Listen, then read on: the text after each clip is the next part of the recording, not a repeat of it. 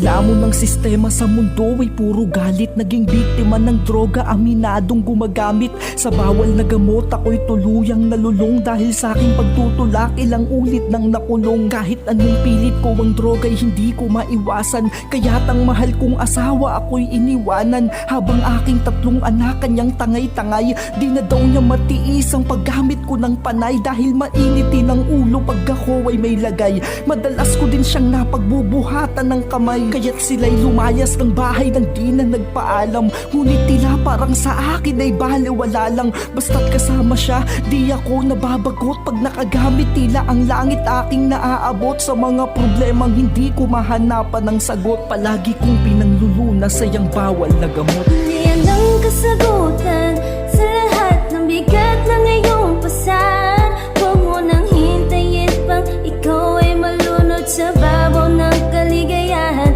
Dahil sa bandang huli, ikaw rin ang mananakot. Walang pangarap na maaabot sa bawal na gamot.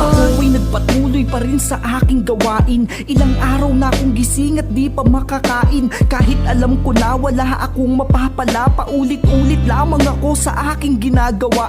At hanggang sa ako ay nakapanood ng balita, ako'y kinilabutan sa aking mga nakita. Kaliwat ka ng patay na taga rito, taga ron. Mga pulis ay nagkalap na paparito't paparon. Ako'y biglang natauhan sa aking napanood at natakot dahil baka ako na ang kasunod. Nagkulong ako sa bahay, nagmukmok ng mag-isa, nang bigla kong maalala ang aking mag-iina.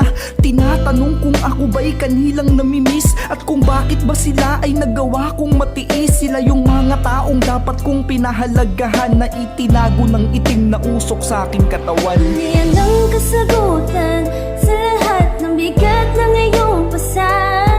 Huwag mo nang hintayin pang ikaw ay malunod sa babaw ng kaligayahan. Dahil sa bandang huli, ikaw rin ang mananakot. Walang pangarap na maaabot sa bawal na gamot. Hanggang isang araw meron akong nabalitaan. Nalaman ko kung saan na sila naninirahan. Sa labis na pagkasabik agad pinuntahan. Di mapaliwanag aking sayang nararamdaman. Ngunit habang ako ay naglalakad na sa daan, tatlong naka-uniforme ako ay tinambangan. Tinutukan ng baril at agad pinutukan. Natulala na lamang sa aking katawan na duguan. Wala na akong magawa kundi ang manalangin. Nang nilagay sa aking kamay baril na kalawangin. At habang ako ay naghahabol ng hininga, narinig ko ang iyakan ng aking mag-iina. Dali-dali akong niyakap habang luhay pumapatak. Ngunit di mapigil talukap ng mata sa pagbagsak.